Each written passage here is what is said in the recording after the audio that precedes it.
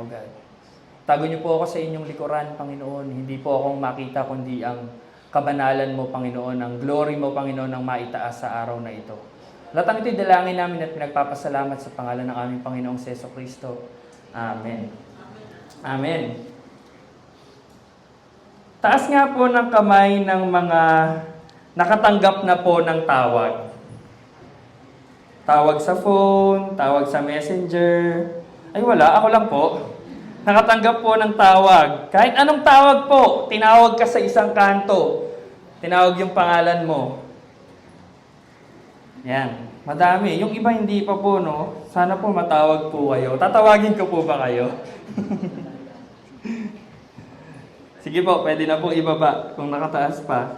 Lahat po tayo halos ay nakatanggap na po ng mga tawag.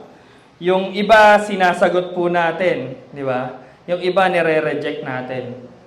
Kahit yung tawag sa kanto, minsan hindi mo na mapapansin, lalo pagka yung mga malalabo na po yung mata, hindi na po nila naaaninag kung sino yung kumakaway sa kanila at tumatawag sa kanila sa malayo. So hindi pinapansin. Hindi po yung nagsusuplada o nagsusuplado. Baka malabo lang po yung mata. Kapag may tumawag po sa cellphone po ninyo or may tumawag sa inyo na unknown number, hindi nyo po kilala yung number, ano po yung ginagawa ninyo? Yung iba po, mostly po sa atin, hindi po talaga sinasagot. Sino ba to? Hindi ko to kilala eh. Hindi ko alam tong number na to eh. Pero yung iba po, sinasagot. Sinasagot nila yung tawag. Bakit? Curiosity, sino ba tong tumatawag na to? Iniisip nila baka kakilala nila na hindi nila na-save yung number or baka nagpalit ng number yung kamag-anak nila, kaya ito tumatawag ngayon. So yun. Kaya minsan po, sinasagot, minsan hindi. Tapos, paano naman po, pag yung tumawag sa inyo, kilala nyo. Nakasave sa cellphone po ninyo. Ano po yung ginagawa natin? Sinasagot. Mostly din po sinasagot. Pero minsan hindi. Pag ayaw mong kausap yung tumatawag sa iyo, sasagutin mo ba yan? Di ba hindi po? Kung mapapansin po natin, bawat tawag na tinatanggap po natin or bawat tawag na nangyayari, meron po tayo laging choice. May option po tayo. Meron po tayong option para hindi sagutin yung mga tawag. Tumawag yung isang magulang sa anak, nag-aalala. Yung anak hindi sinagot. Bakit? Kasi kasama yung mga barkada, naglalaro, or nagbabanding sila. O minsan naman, hindi tayo sumasagot kasi, ay, ito na naman to si Kumare, mangungutang na naman. Ang pinakamatindi po, ay, ito na naman si Kumare, naniningil na naman. Bakit ko po ito sinasabi? Kung, yun nga, sinabi ko po na lahat tayo ay may choice. Meron tayong pinipili. Ang tanong po sa atin, kapag ang Diyos po ang tumawag, ano pong gagawin natin?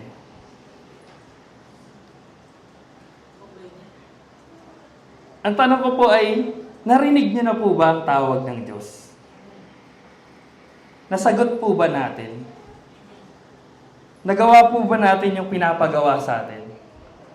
Kailan po natin sinagot? Ngayon din po ba agad? O nagpapetiks-petiks pa po tayo? Dalawang bagay po ang nais ko pong ibahagi sa inyo ngayong araw na to mula po sa salita ng Panginoon. Ang una po ay ang katuwiran sa harap ng Diyos. At ang pangalawa naman po ay ang mensahe ng kaligtasan. Ang katuwiran sa harap ng Diyos. Sa mga talata po na binasa po natin kanina, may dalawang paraan po upang maging matuwid sa harap po ng Diyos. So, ang katuwiran sa harap, may dalawang paraan para maging matuwid po tayo sa harapan ng Diyos. Una po, yung righteousness by law, and yung pangalawa naman po is righteousness by faith. Righteousness by law. Ito po yung sinasabi sa verse 5.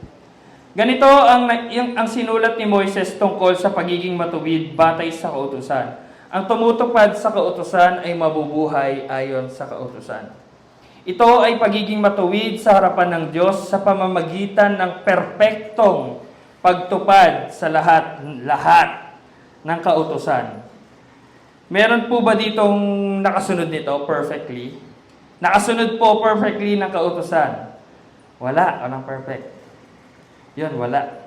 Wala pong mintis ha, yung ibig pong sabihin ito. As in, bawat kautusan ng Panginoon ay sinunod. Perfect. Wala po. Ito ay bagay na hindi kayang gawin ng sangkatauhan. Wala po tayong kakayanan para gawin po ito. Kahit po yung mga leaders po natin, pastors, sila bishop, kami pong mga part ng council, hindi din po kami perfecto. Hindi din po namin nasunod yan perfectly, nang walang mintes. Pero kung aatras po tayo na konting verse, ng isang verse po, mula po dun sa binasa natin na 5 to 15, sabi po sa Romans 10, verse 4, sapagkat si Kristo ang kaganapan ng kautusan, upang ituring na matuwid ng Diyos ang sinumang sumasampalataya sa Kanya. Ang Panginoong Hesus po ang tumupad po ng kautusan. Siya lamang po ang gumawa ng kautusan ng walang mintis. Perpekto po niyang inaccomplish lahat ng kautusan. Wala po siyang sinuway. Para kung sino man po yung sumampalataya sa Kanya, ay magiging matuwid sa harapan ng Diyos. Dahil hindi na po dapat tayo nakikita. Ang nakikita na po ay ang Panginoong Hesus. Righteousness by faith. Ito naman po ay patungkol sa kaligtasang regalo ng Diyos sa pamamagitan ng pananampalataya po sa ating Panginoong Hesus. Sa verse 6 to 13 naman po, ito po yung sinasabi. Ngunit ganito naman ang sinasabi tungkol sa pagiging matuwid batay sa pananampalataya. Huwag mong sabihin sa iyong sarili sino ang aakyat sa langit upang pababain si Kristo. Huwag mo ring sasabihin sino ang bababa sa kailaliman upang muling buhayin si Kristo. Sapagkat ganito ang sinasabi, malapit sa iyo ang mensahe, nasa iyong bibig at nasa iyong puso. Ang tinutukoy dito ay ang salitang ipinangaral namin tungkol sa pananampalataya. Kung ihahayag ng iyong bibig na si Jesus ay Panginoon at buong puso kang sasampalataya na siya'y muling binuhay ng Diyos, maliligtas ka. Sapagkat sumasampalataya ang tao sa pamamagitan ng kanyang puso at gayon ay ituturing na matuwid ng Diyos. Nagpapahayag naman siya sa pamamagitan ng kanyang bibig at sa gayon ay naliligtas. Sinabi sa kasulatan, ang sino mang sumasampalataya sa Kanya ay hindi mapapahiya. Kaya't walang pagkakaiba ang katayuan ng Hudyo at ng mga Hintil, iisa ang Panginoon ng lahat at siya'y masaganang nagbibigay ng lahat sa lahat ng tumawag sa Kanya. Dahil sinasabi sa kautusan, maliligtas ang lahat ng tumatawag sa pangalan ng Jesus, ng Panginoon. Kung Christian ka na, ibig pong sabihin, marami na po tayong narinig na mga mensahe patungkol sa pananampalataya. Marami na pong nagturo sa atin sa mga preaching, sa mga DG lessons, sa mga testimony ng mga kaibigan natin, mga nag-share ng mga testimony nila, ng mga buhay nila. Yung iba sa TV, sa radyo, nakapakinig, sa radyo, nakapanood sa TV, sa YouTube, sa Facebook, sa TikTok, sa Instagram, sa mga social media, meron na din po niyan. Kung hindi ka pa naman Christian, maaaring ito po yung unang pagkakataon na maririnig mo ito. Or pwede rin naman po na narinig mo na ito pero hindi mo lang pinansin that time na narinig mo siya. Ang unang paraan po para maging matuwid sa pamamagitan ng ang unang paraan po para maging matuwid sa harapan ng Diyos ay sa pamamagitan po ng pagtupad ng kautusan. na hindi po natin kaya. Pero, ang Diyos na rin po ang gumawa ng paraan para po magawa yung katuwiran, maibigay yung katuwiran po sa atin. Kasi kung ang basis po natin, kung ang binigay lang ng Diyos na paraan para maging matuwid sa harapan niya ay ang pagsunod sa kautusan, wala pong karapat-dapat sa atin. Lahat po tayo mamamatay dahil sa kasalanan. Pero dahil napakabuti po ng Diyos at mapagmahal po siya, siya na po yung gumawa ng paraan. Ano po yung ginawa niyang paraan? Ito po ang mensahe ng kaligtasan. Ang magandang balita ng Diyos. Ang Panginoong Hesus ay ang bugtong na anak ng Diyos. Siya ay Diyos na nagkatawang tao. Namuhay sa mundo ng walang sala. Ipinangaral ang kalooban ng Diyos. Namatay para bayaran ang kasalanan ng sanlibutan. Nabuhay muli upang ang sinumang sumampalataya sa Kanya ay magkaroon ng buhay na walang hanggan. Alam po ba natin na ang kaligtasan po ay para sa lahat? Para sa lahat. Alam mo ba? Alam po ba natin na ang kaligtasan po ay para sa lahat? Namatay po ang Panginoong Hesus para sa kasalanan ng lahat. Hindi po ng ilan lang, kundi ng lahat. Namatay po siya para sa kasalanan mo, kasalanan ko, kasalanan ng mga nasa labas dyan, ng mga tao sa labas, kasalanan ng lahat. Salvation is for everyone, but not everyone will be saved. Ang kaligtasan po ay para sa lahat, pero hindi po lahat ay maliligtas. Bakit? Paano nangyari yun? Ano po ba yung tawag sa mga sumasampalataya po kay Jesus? Anak ng Diyos? Sa atin po, in general, anong tawag sa atin ng mga nasa sanlibutan? Believers po ba? Believers po, ano po yun? Mga followers po yun ni Justin Bieber. So, hindi po tayo yun. Christian po, di ba? Tama po, Christian, ang tawag sa atin. Ngayon, sino po yung confident na makakapagsabi na Christian siya? Taas nga po yung kamay. Yung confident. Confident ako, Christian ako. Confident ako.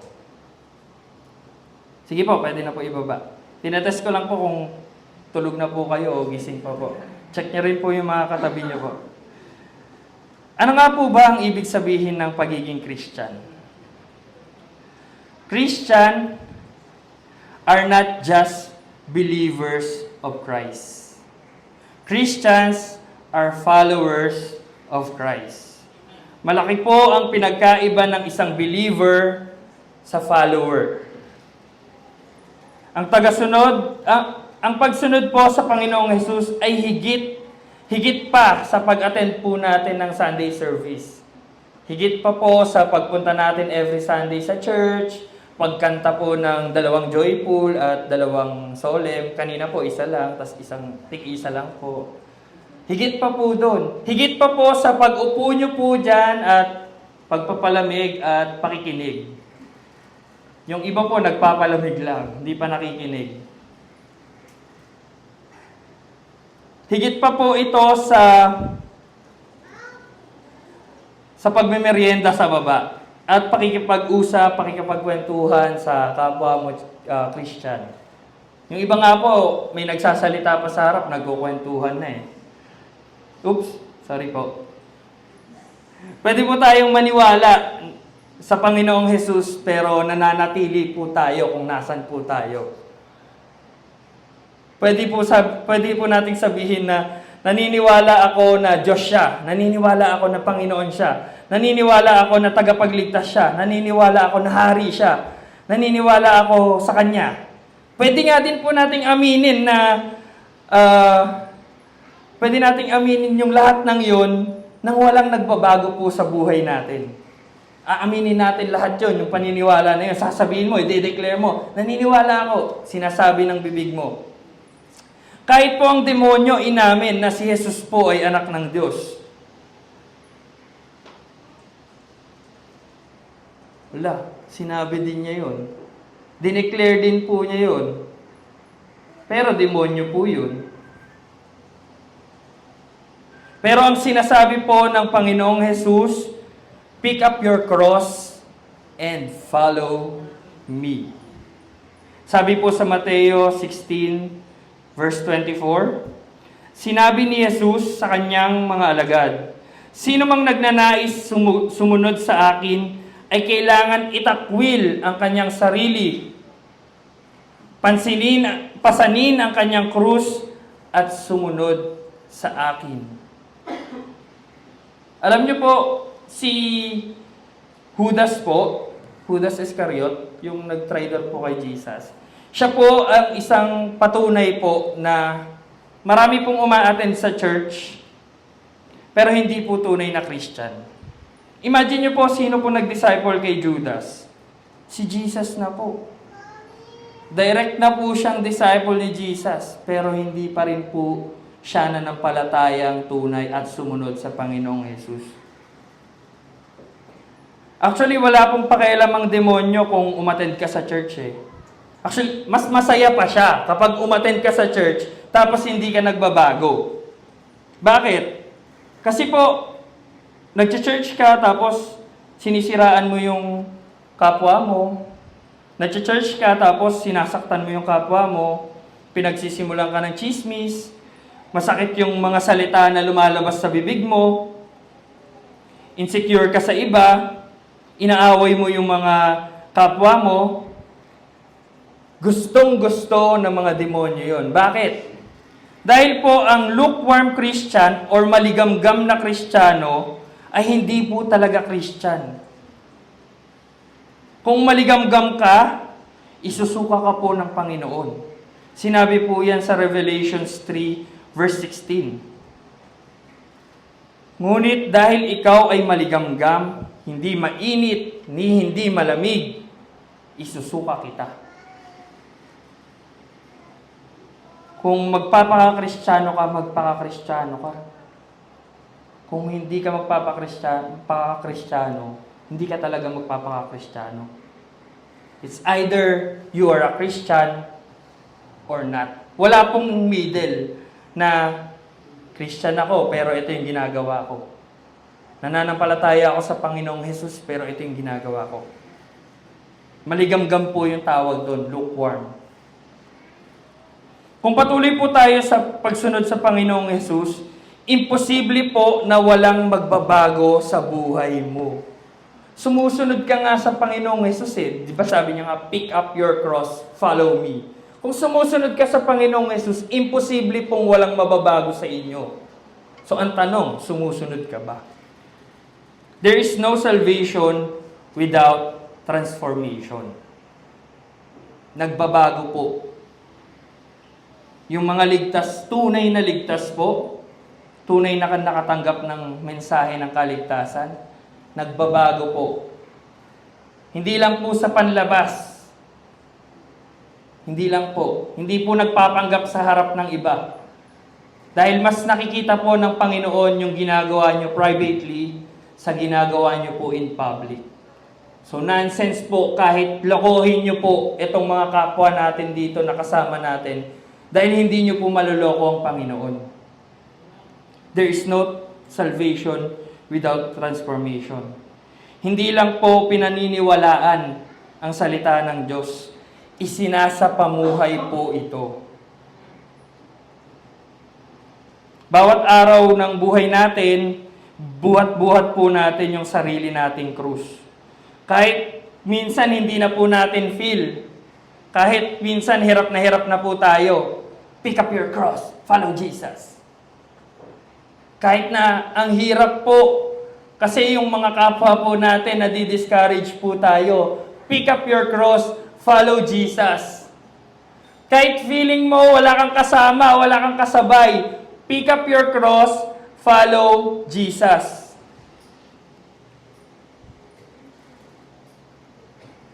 Araw-araw po, tinutokso tayo aawayin natin, aayawan na po natin yung kasalanan.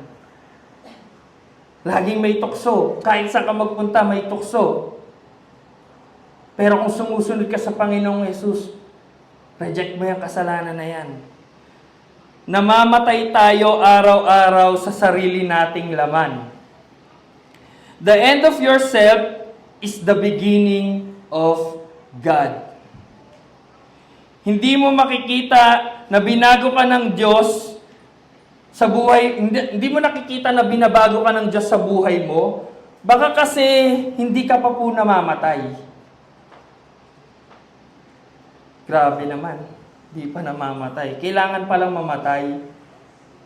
Hindi po physical Pakinggan niyo po ito. Gusto po ng Panginoong Hesus na patayin tayo upang mabuhay tayo bilang Siya. Gusto ng Panginoong Hesus na mamatay tayo sa sarili natin para ang mabubuhay sa atin ay ang Panginoong Hesus na po.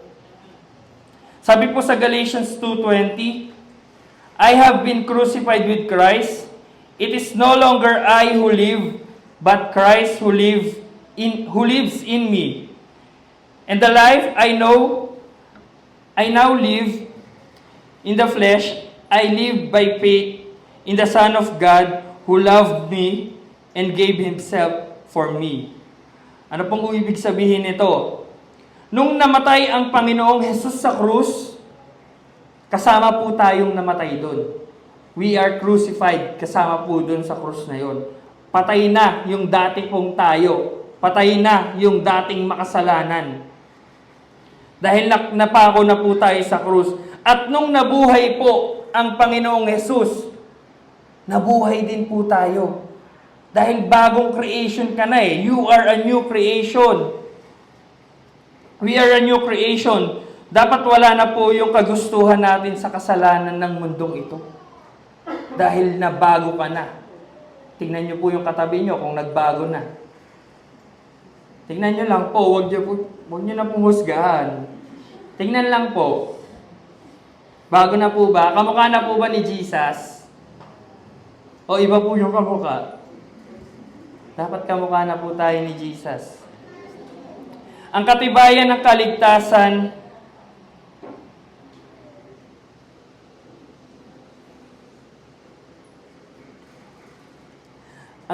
po ng kaligtasan ay nandito po tayo sa sanlibutan, pero hindi po tayo namumuhay gaya ng sanlibutan. Nandito po tayo, pero hindi po tayo namumuhay gaya nila. Anong pinagkaiba mo ngayon sa kanila kung ganun din yung pamumuhay na i-a-apply mo? Sasabihin mo, tinanggap ko si Jesus Tinanggap mo ba talaga? Namumuhay ka pa rin ayon sa kasalanan. Ayaw nga niya ng kasalanan. Ang mahirap pa po sa atin, gusto natin mabuhay sa sanlibutan. Ang dami po kasing offer ng mundo Ang sarap po kasi. Ang sarap po ng ino-offer ng mundo Kaya gustong-gusto po nating mabuhay sa sanlibutan. Pero ang sinasabi po ng salita ng Diyos, kailangan nating mamatay. Sabihin nyo nga po sa katabi nyo, mamatay ka na. At mabuhay mabuhay ang Panginoong Hesus sa iyo. Wag lang po yung mamatay ka na, baka yung mamatay ka na lang yung sinabi mo lang At sabihin niyo po, at mabuhay ang Panginoong Hesus sa iyo. Mamatay yung sarili natin at mabuhay ang Panginoong Hesus sa atin. To live is Christ and to die is gain. Sabi po sa Philippians 1 verse 21. Sabi ito ni Apostol Pablo. Sapagkat para sa akin, si Kristo ang aking buhay. At kahit ang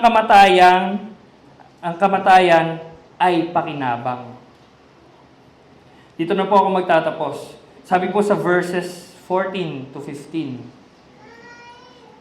Paano naman sila tatawag sa Kanya kung hindi sila sumasampalataya? Paano sila sasampalataya kung wala silang napakinggan tungkol sa Kanya? paano naman sila makakapakinig kung walang nangangaral sa kanila? At paano makakapangaral ang sino man kung hindi siya sinugo? Tulad ng nasusulat, o kay gandang pagmasdan ang pagdating ng nagdadala ng magandang balita. Tinawag po tayong lahat upang ipangaral ang magandang balita po ng Diyos. Ang mensahe ng kaligtasan, hindi po mamaya, hindi po bukas, ngayon na po. Pero paano po tayo magbabahagi kung hindi naman tayo talaga nanampalataya? Paano po tayo mananampalataya kung hindi po natin narinig ang magandang balita? Inaanyayahan ko po ang lahat na makinig. Ang magandang balita ng Diyos, ang Panginoong Hesus, ay ang bugtong na anak ng Diyos. Siya ay Diyos na nagkatawang tao, namuhay sa mundo ng walang sala, ipinangaral ang kalooban ng Diyos, namatay para bayaran ang kasalanan ng sanlibutan, nabuhay na magmuli, upang ang sino mang sumampalataya sa Kanya ay magkaroon ng buhay na walang hanggan. Tanggapin po natin ang Panginoong si Hesukristo bilang ating Panginoon sa pamamagitan ng pananampalataya at pagtalikod sa kasalanan. Sabi po sa Mark 1, verse 15, sinabi niya, dumating na ang takdang panahon, malapit nang maghari ang Diyos, kaya magsisi kayo't talikuran ang inyong mga kasalanan. Paniwalaan ninyo ang magandang balita. Repent and believe in the gospel. At huwag po natin kalimutan ang katuruan po ng repentance at ng paniniwala po sa mabuting balita ay tinuturo na po mula pa po ng Old Testament hanggang sa New Testament.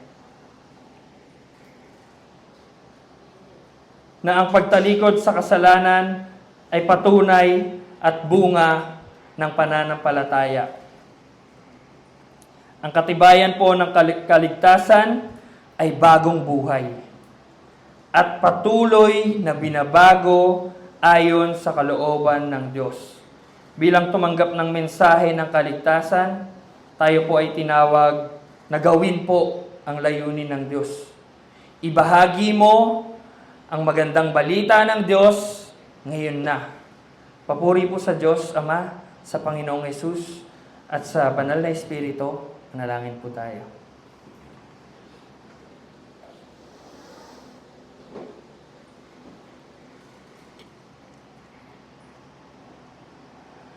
Ama naming Diyos na makapangyarihan sa lahat, salamat Panginoon sa mensahe mo.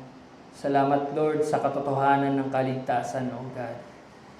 Katotohanan na ang kaligtasan na nagmumula sa iyo, Panginoon, ay patuloy na babago at nagbabago ng aming mga buhay. Patuloy na nagtumuturo sa amin upang talikuran ang aming mga kasalanan, upang kamuhian ng kasalanan, O God.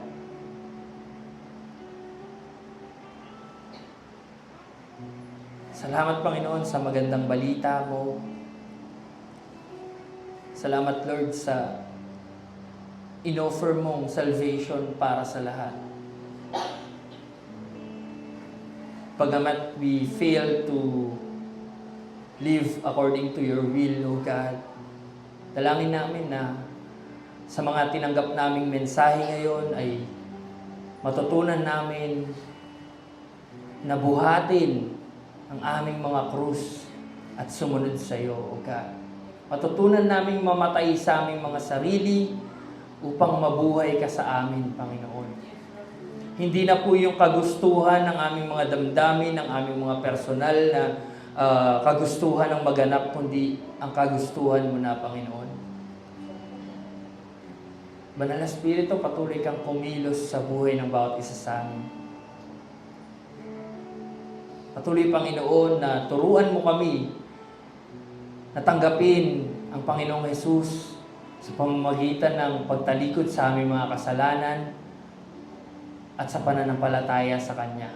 Pananampalataya na siya ay namatay upang bayaran ang aming mga kasalanan at muling nabuhay upang kami magkaroon ng buhay na walang hanggan.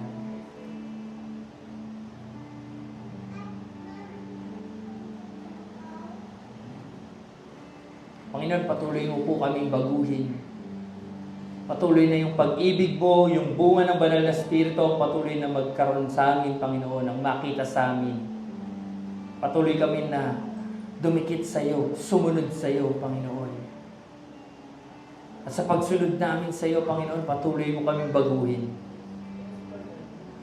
At habang binabago mo kami, Panginoon, ay maibahagi namin ang mabuti mong balita sa lahat ng makakasalamuha namin, Panginoon.